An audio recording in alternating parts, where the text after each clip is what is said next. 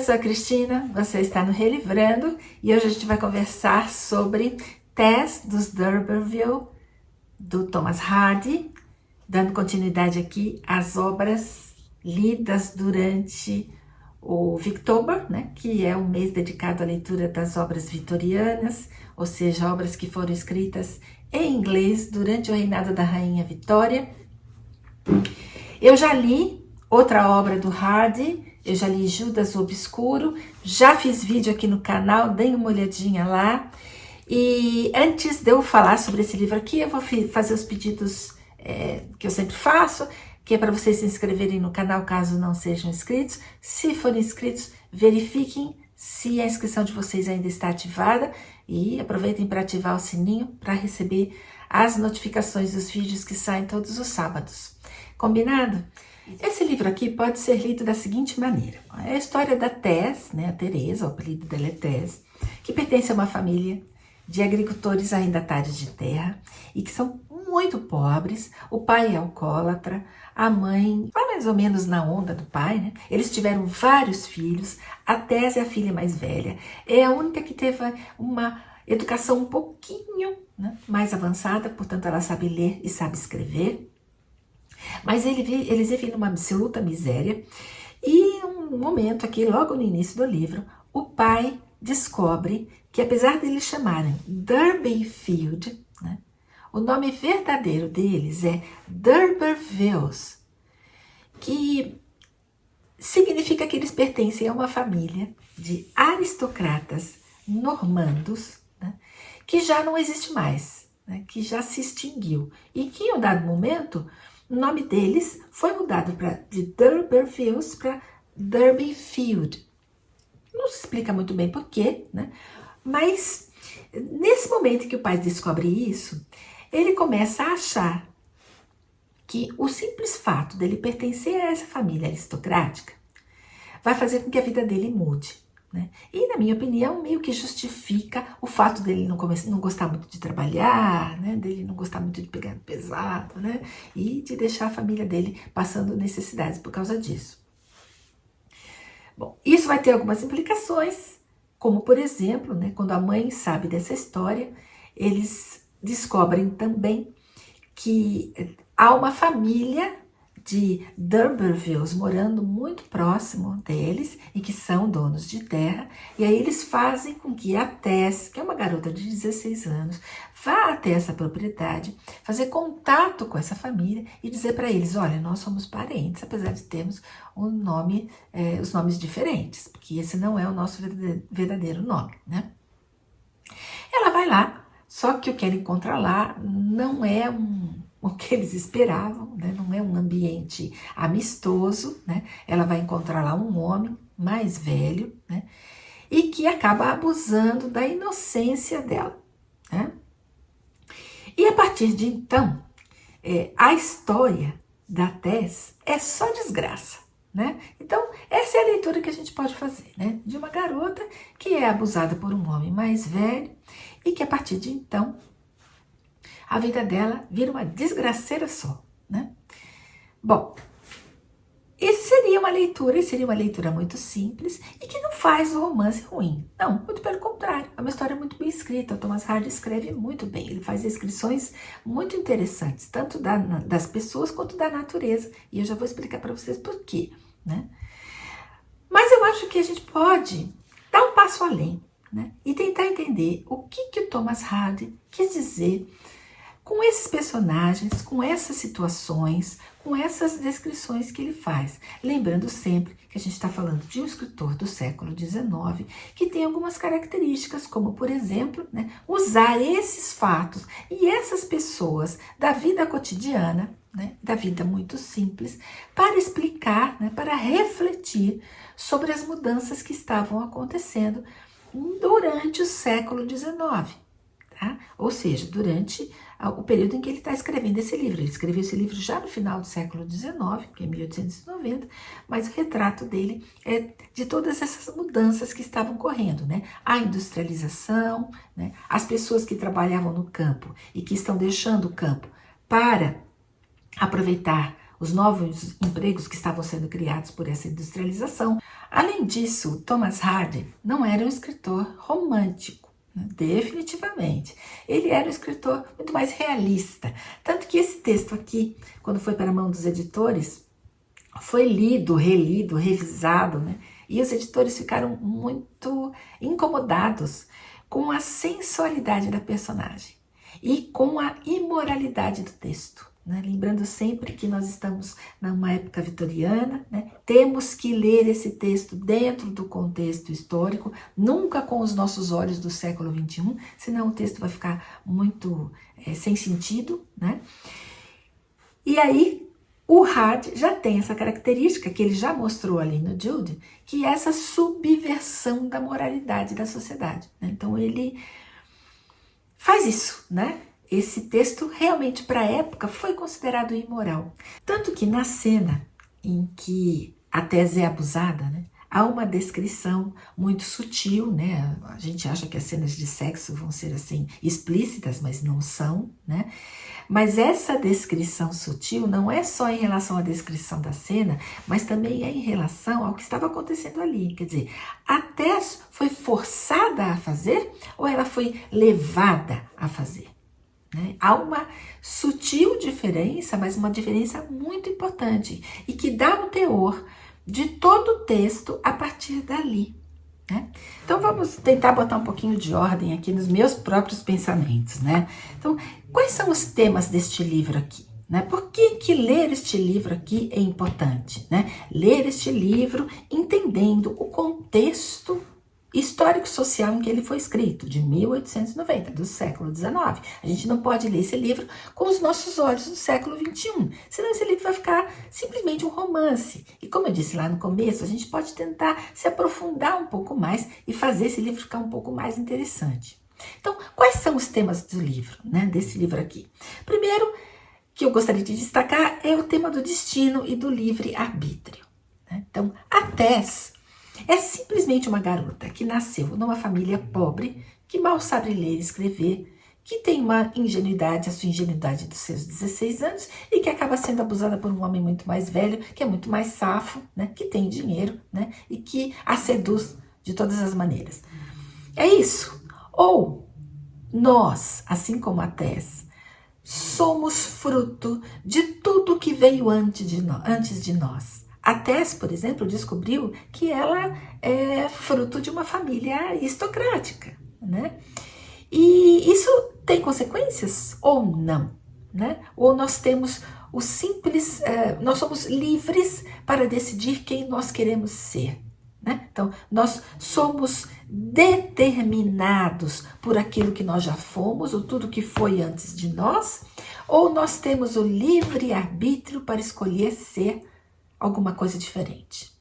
Isso é um tema super discutido aqui ao longo do texto todo, né?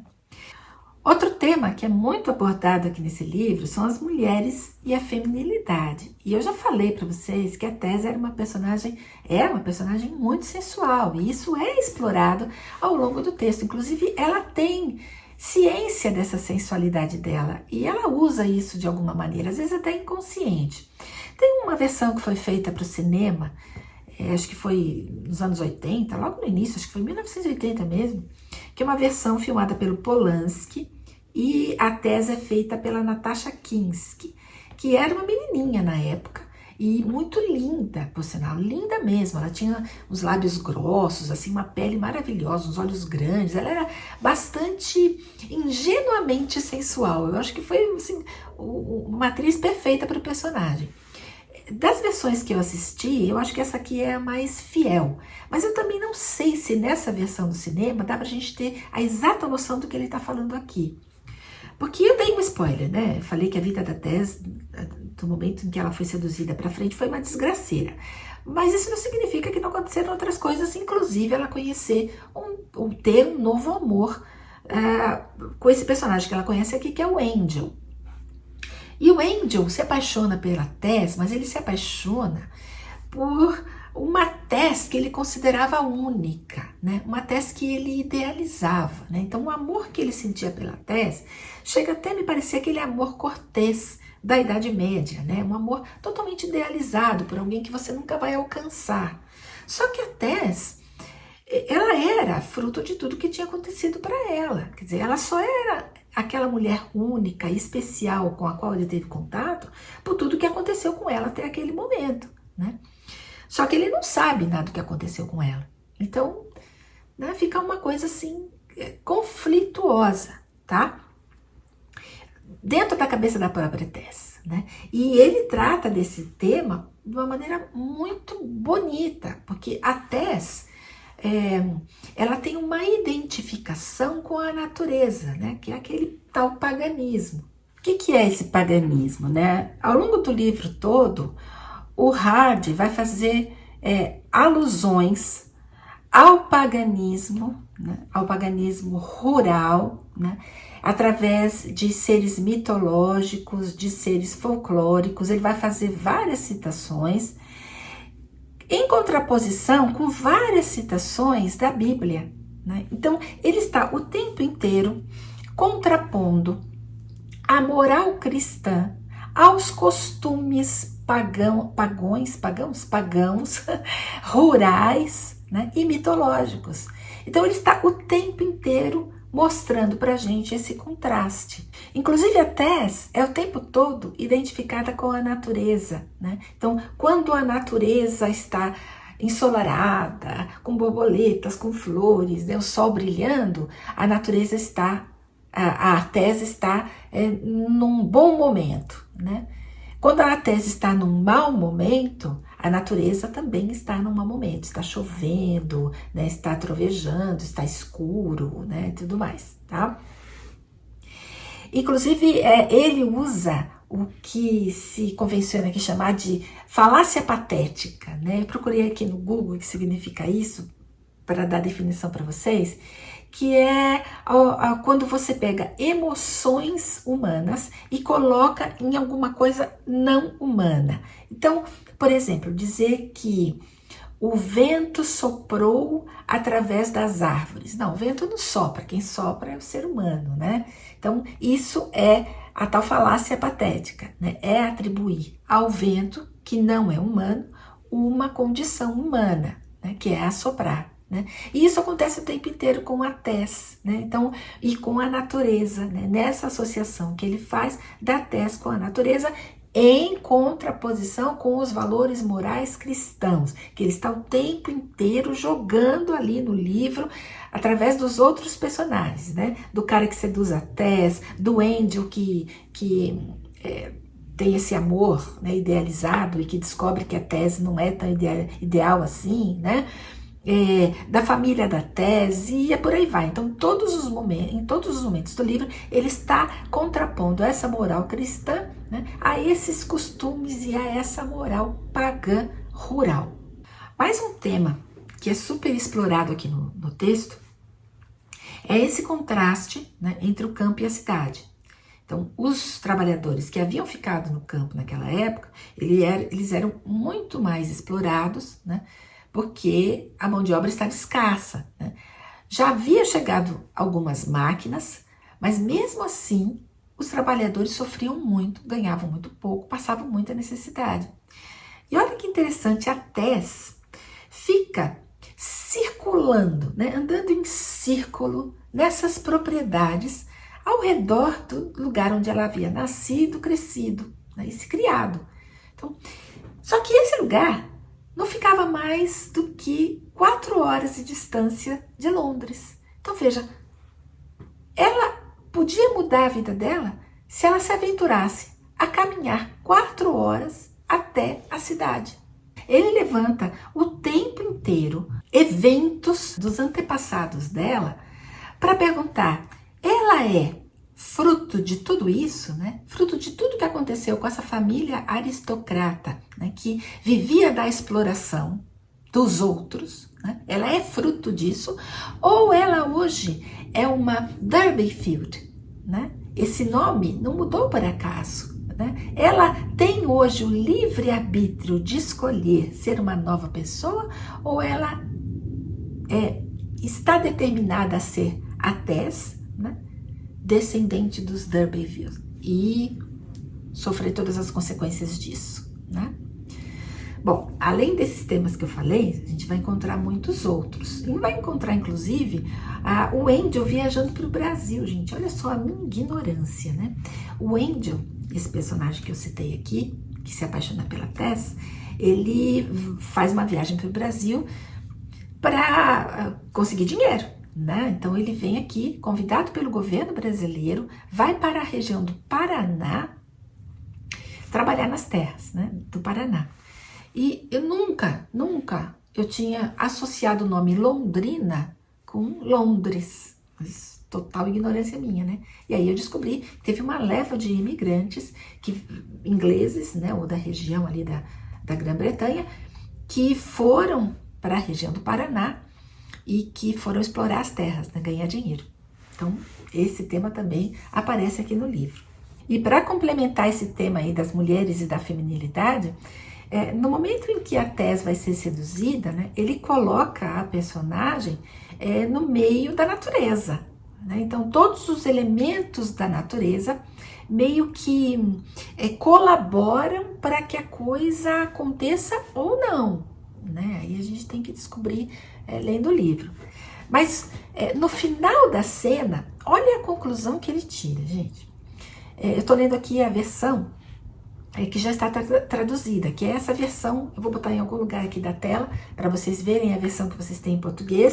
Eu li em inglês, né, nessa versão antiga que eu tenho aqui, tá toda marcada, mas eu também li muitas partes em português, porque eu fiquei curiosa em saber como que seria o tratamento da linguagem rural, que está aqui no livro, principalmente nos diálogos, né? Como que ela foi tratada no português. E aí, gente, inevitavelmente, né, cai pro caipira aí do interior do Sudeste, do interior do Centro-Oeste, né? Então, mas não tem muito como escapar disso. Eu acho que as traduções, nesse sentido, tem muita dificuldade, né, para ser fiéis. Então, não ficou ruim, tá? Então, dá pra gente ler as duas, mas se vocês puderem ler no inglês, certamente a experiência de vocês vai ser diferente, né? Não tenho pressa, mas leiam, vale a pena, tá? Então eu vou ler aqui um pedacinho, que eu já tô divagando de novo, né?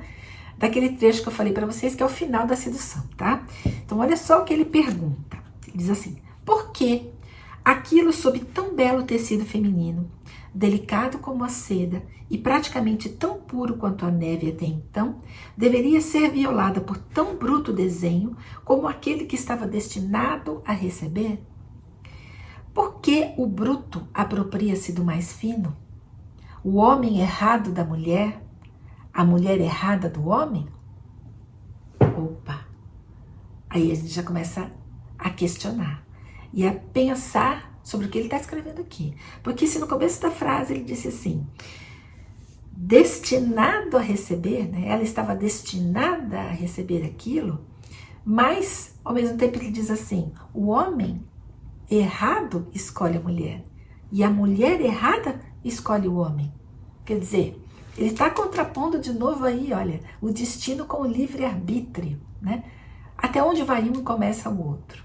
Ele está o tempo inteiro, gente, fazendo isso no livro. Dentro dos vários temas que ele escolhe discutir, ele está sempre colocando o determinismo e o livre-arbítrio. E é isso, eu quero terminar esse vídeo pedindo desculpas se ele ficou muito confuso, mas é que eu me empolguei porque realmente eu gostaria muito que vocês lessem o Tess of the D'Urberville. Eu tenho certeza que vocês vão encontrar muita coisa aqui dentro, muita coisa interessante. E se vocês já leram, se vocês pretendem ler, façam comentários, vamos conversar a respeito. Eu espero que vocês estejam gostando aí do seu Victober, estejam curtindo as suas leituras e uma excelente semana para vocês.